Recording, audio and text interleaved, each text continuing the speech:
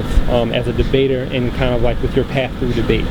Well, it's definitely the question of understanding who I am and understanding basically like how my bloodline really works in terms of, I would even say like definitely a white Spanish European base, definitely African base, and to a lesser extent, although I will say I definitely probably have some indigenous blood in me, indigenous as well.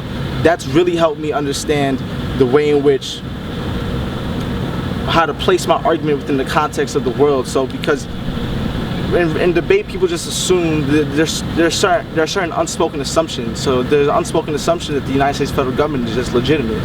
And if you understand the history of, I would basically break it down to red folk, black folk, and white folk within the context of the Western Hemisphere, their positions period, then you'll begin to understand that none of these institutions, especially the United States federal government, is ethical in any means. Like, you know, we're standing on stolen land.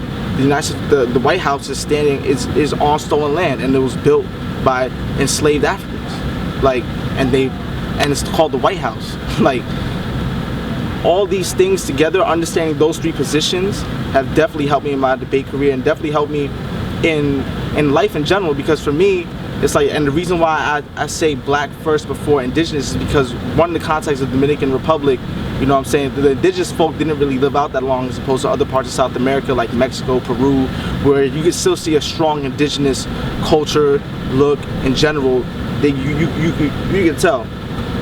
Whereas in the Dominican Republic, most of the people are just a whole bunch of generations of mixing, where you eventually get people who look like me, and then people like me will claim Indio as a way to say that I'm not black. You know what I'm saying? So for me, it gets a little sensitive because like I have to tell people like slavery and colonization and just the history of Latin America operated differently everywhere. Where I'm specifically from, there's less indigenous people, and there's more black people of African descent, even if it's all mixed up or whatever, and they try to claim something else. You know what I'm saying? So in terms of like who I am and stuff, like it's definitely made me realize even the difference between the positions and why one position is favored over the other.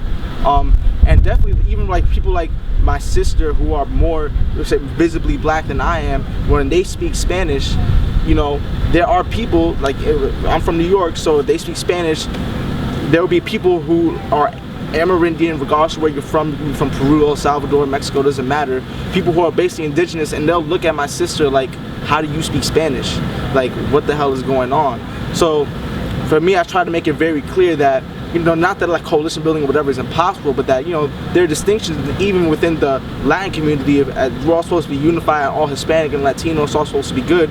There's still internal divisions because there are people who come from certain countries in Latin America who've never seen a black person speak Spanish. And that's just like, it's unfathomable to them.